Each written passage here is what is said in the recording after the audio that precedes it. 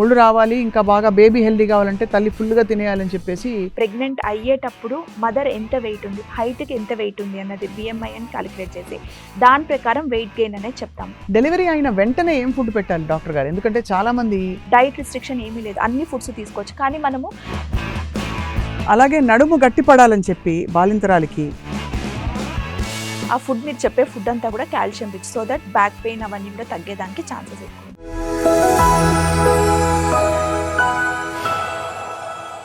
ఇది కేవలం సమాచారంగా మాత్రమే భావించండి. వైద్య నిపుణులను సంప్రదించండి. Healthy and hygienic menstrual cycle మీరు ఇచ్చే టిప్స్ ఏంటి? ఆ 4-5 డేస్ అమ్మాయిలు, ఆడపిల్లలు, ఎందుకంటే వెళ్ళు స్పోర్ట్స్ ఆడేవాళ్ళు ఆడతారు, ఆ టైంలో అలవాటు ఉంటే తప్పేం లేదు, సైక్లింగ్ కూడా చేసేయచ్చు అని ఆ పద్ధతిలో ఆలోచించడం వేరు. కానీ what is natural for a women at that time? అంటే కొంచెం మూడ్ స్వింగ్స్ అనేది ఎక్కువగా ఉంటుందండి పీరియడ్స్ టైంలో, periods before and also periods after.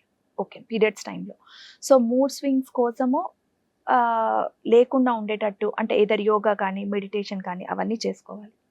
తర్వాత వెయిట్ కంట్రోల్ అనేది చాలా మటుకు ఇంపార్టెంట్.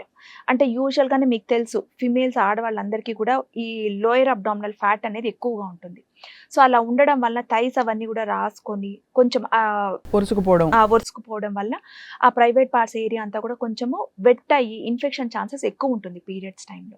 సో బెటర్ మీరు వెయిట్ కంట్రోల్ చేసుకొని అంటే సింపుల్ సైక్లింగ్, ఫిజికల్ ఎక్సర్సైజ్తోనే మనకి థైస్ అనేది చాలా మటుకు తగ్గుతుంది. సో అదొకటి. తర్వాత మెన్స్ట్రువల్ కప్స్ యూస్ చేస్తే మంచిది. సో మనకి ఎంత బ్లీడింగ్ అవుతుంది, ఎంత పీరియడ్స్ అవుతుంది అన్నట్లు ఖచ్చితంగా మనము మదర్కి అంటే పేరెంట్స్కి ఇన్ఫార్మ్ చేయాలి. అమ్మ ఒకవేళ నేను 3 to 4 pads per day ఎక్సెస్గా మనము యూస్ చేసాము అంటే ఖచ్చితంగా మదర్కి అనేది చూపించుకోవాలి. తర్వాత రెగ్యులర్గా 8 to 10 years వాళ్ళు వచ్చిన వాళ్ళకి HPV వ్యాక్సినేషన్ అనేది ఒకటి వచ్చిందండి ఇప్పుడు. ఓకేనా, గార్డాసిల్ వ్యాక్సిన్, అది వ్యాక్సిన్స్ అనేది ఖచ్చితంగా వేసుకోవాలి. అంటే సర్వైకల్ క్యాన్సర్ ప్రొటెక్షన్, అది పీరియడ్స్ తో కూడా సంబంధం. అది రెగ్యులర్ గా మామూలుగా మనం తీసుకునే వ్యాక్సిన్ లాగే ఉంటుంది కదా? నార్మల్ వ్యాక్సిన్ అండి. 3 doses యూజువల్ గా, అంటే చిన్న పిల్లలకి అయితే చిన్న ఏజ్ లో అయితే 2 doses తో సరిపోతుంది. పెద్ద కొంచెం ఏజ్ మోర్ దాన్ 20 years వాళ్ళకైతే 3 doses HPV వ్యాక్సినేషన్ అడ్వైస్ చేస్తాం అన్నమాట.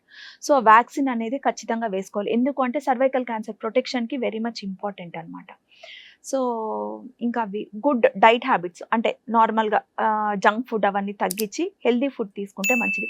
బెటర్ అంటే out side food once in every 15 days out side food అనేది ఓకే, కానీ వీక్లీ వన్స్ లేదా వీక్లో ట్వైస్ అనేది. ఇప్పుడు అసలు వీక్లో 3 times చాలా నార్మల్ అయిపోయిందండి.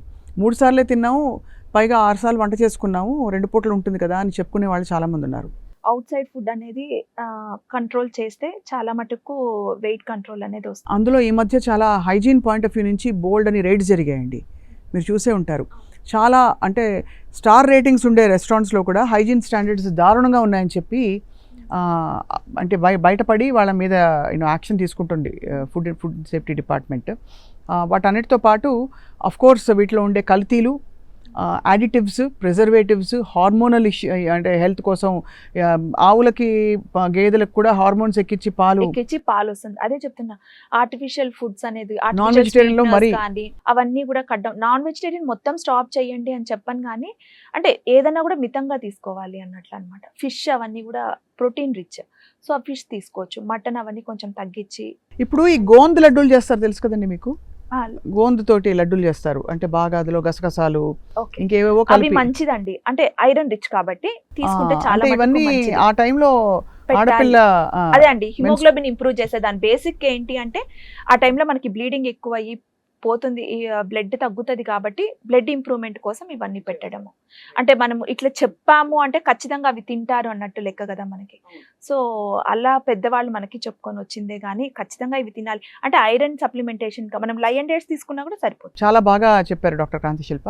The next topic I want to speak to you about is just diet and pregnancy. So ప్రెగ్నెన్సీలో వెయిట్ గెయిన్ అవ్వడం అనేది ఒక చాలా పెద్ద సహజమైన ఇది పరిణామం. అండ్ దాన్ని బాగా ఎంకరేజ్ చేసి ఒళ్ళు రావాలి, ఇంకా బాగా బేబీ హెల్దీ కావాలంటే తల్లి ఫుల్గా తినేయాలని చెప్పేసి పెట్టేస్తుంటారు ఇళ్లలో కూడా. సో మీ సజెషన్ చెప్పండి, ఎలా ఉండాలి డయట్, మామూలుగా ఎలా ప్లాన్ చేసుకోవాలి అసలు? అంటే మనకి ప్రెగ్నెన్సీలో వెయిట్ గెయిన్ అనేది కూడా యూజువల్గా 10 kgs వరకు ప్రెగ్నెన్సీ వెయిట్ గెయిన్ ఓకే అండి. అది కూడా ఎవరికి అంటే ఎక్కువ ఒబేస్ ఉన్న వాళ్ళకి కాదు, బేసల్ మెట్ అంటే బిఎంఐ అంటే మనకి ప్రెగ్నెంట్ అయ్యేటప్పుడు మదర్ ఎంత వెయిట్ ఉంది, హైట్కి ఎంత వెయిట్ ఉంది అన్నది బిఎంఐ అని క్యాలిక్యులేట్ చేసి దాని ప్రకారం వెయిట్ గెయిన్ అనేది చెప్తాము. ఒకవేళ ఒబేస్గా కొంచెం లావుగా ఉన్న వాళ్ళకైతే 6 to 8 kgs చెప్తాము. సో నార్మల్ బిఎంఐలో ఉన్న వాళ్ళైతే 10 kgs, 10 to 12 kgs మోర్ ఉంటే ఇంకా ఎక్కువ కూడా అవ్వచ్చు అనమాట. సో ఖచ్చితంగా ఇంత వెయిటే గెయిన్ అవ్వాలి అన్నది ఏమీ లేదు. సో ఆ టైంలో డయట్ మరి ప్లాన్ చేసుకోవాలంటారు అయితే, first trimester, second trimester and third trimester. First ట్రైమిస్టర్లో ఎలాంటిదంటే మనకి యూజువల్గా వామిటింగ్స్ కానీ నాసియా అనేది ఎక్కువ ఉంటుంది కాబట్టి డ్రై ఫుడ్ తీసుకుంటే మంచిది. అంటే డ్రై ఫ్రూట్స్ కానీ గ్రీన్ లీఫీ వెజిటబుల్స్ కానీ, అంటే గ్యాస్ట్రైటిస్ ఎక్కువ ఉంటుంది కాబట్టి మసాలా కూరలు అవన్నీ తగ్గించి తినాలి. ఎక్కువ బ్లాండ్ ఫుడ్ తీసుకుంటాం యూజువల్గా ఫస్ట్ ట్రైమిస్టర్లో.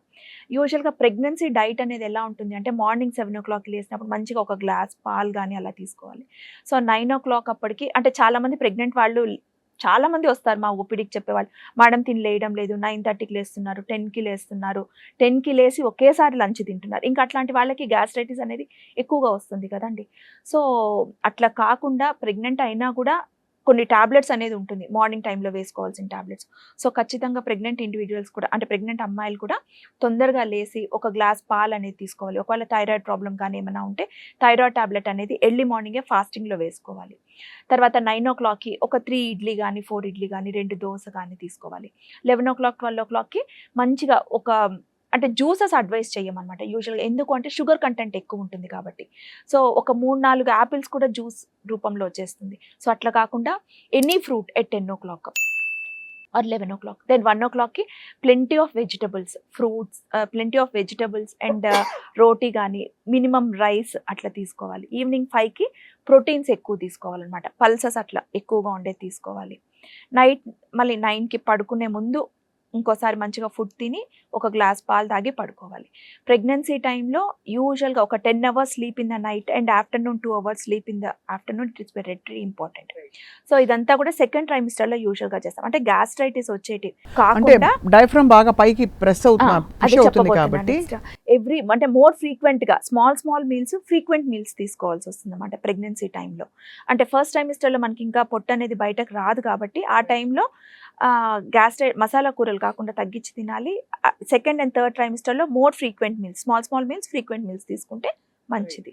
అలాగే డెలివరీ ముందు, డెలివరీ అయిన వెంటనే ఏం ఫుడ్ పెట్టాలి డాక్టర్ గారు? ఎందుకంటే చాలామంది బాలింతరాలని చెప్పి చాలా ఫుడ్స్ని కంప్లీట్గా అవాయిడ్ చేసేస్తారు. At the same time western కంట్రీస్లో చక్కగా బ్రెడ్ గిడ్ అన్ని తెచ్చి పెట్టేస్తారు. ఇక్కడ భారతదేశంలో బ్రెడ్డా అని చెప్పి అదేదో మహాపాపం చేసినట్టు అంత తప్పు మనకి, అంటే డెలివరీ అయిన వెంటనే తినడానికి. అట్లా యాక్చువల్గా ప్రెగ్నెన్సీ ఏదైనా నార్మల్ డెలివరీ కానీ సిజేరియన్ సెక్షన్ కానీ అండి, డైట్ రిస్ట్రిక్షన్ అనేది ఏముండదు. యూజువల్గా సిజేరియన్ సెక్షన్ ఇప్పుడు 4 hours 6 hours కంతా మేము డైట్ అలో చేసేస్తున్నాం. మదర్ ఎంత మంచి ఫుడ్ తీసుకుంటే అంత మంచిగా పాలు అనేది సెక్రీట్ అవుతుంది.